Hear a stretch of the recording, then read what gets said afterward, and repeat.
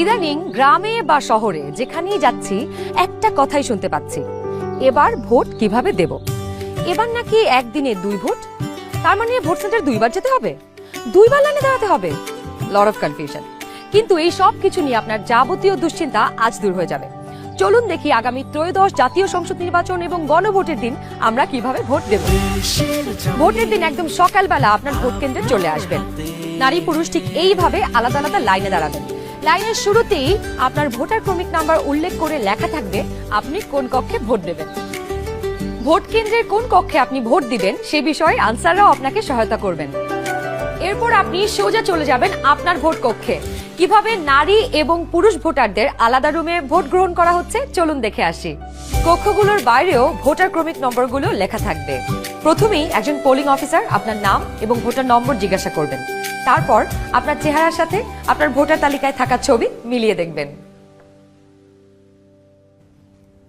এটা আমি, এখানে একটু খারাপ আসছে ছবি। বাবার নাম আনিসুজ্জামান।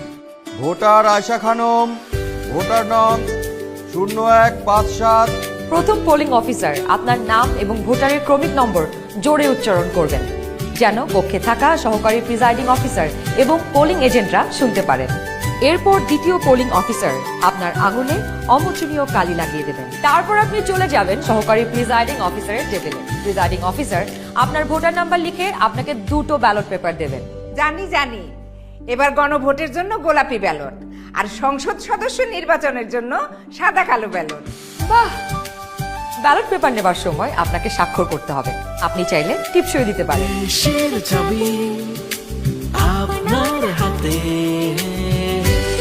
ব্যালটের সাথে দেওয়া হবে সিল মারার জন্য একটি রাবার স্ট্যাম্প। আপনি 2টি ব্যালট এবং রাবার স্ট্যাম্প নিয়ে ভোট দেবার গোপন কক্ষে যাবেন। এবার কিন্তু সময় বাঁচানোর জন্য অনেক ভোট কেন্দ্রেই 2টো গোপন কক্ষ থাকবে, যাতে একই সময়ে 2জন ভোটার 2টো গোপন কক্ষে ভোট দিতে পারেন। গোপন কক্ষের ভেতরে আপনি কিভাবে ব্যালটে সিল দিবেন চলুন দেখি।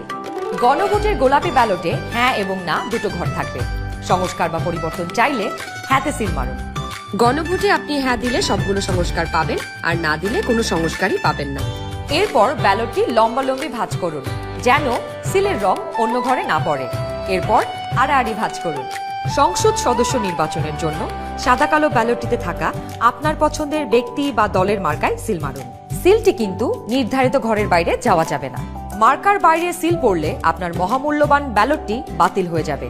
সিল মারার পর এই ব্যালটটিও প্রথমে লম্বালম্বি ভাঁজ করুন যেন সিলের কালি অন্য মার্কায় না লাগে। এরপর আড়াআড়ি ভাঁজ করুন। এবার গোপন কক্ষ থেকে বের হয়ে স্ট্যাম্পটি সহকারী প্রিজাইডিং অফিসারকে ফেরত দিন এবং একই ব্যালট বক্সে 2টি ব্যালট পেপার ফেলুন। ব্যাস, হয়ে গেল একদিনে 2 ভোট। একদম সহজ, তাই না? তাহলে নিশ্চিন্তে ভোটের দিন চলে আসুন আপনার ভোট কেন্দ্রে আর ভোট দিয়ে বুঝে নিন দেশের মালিকানা, দেশের চাবি আমাদের হাতে।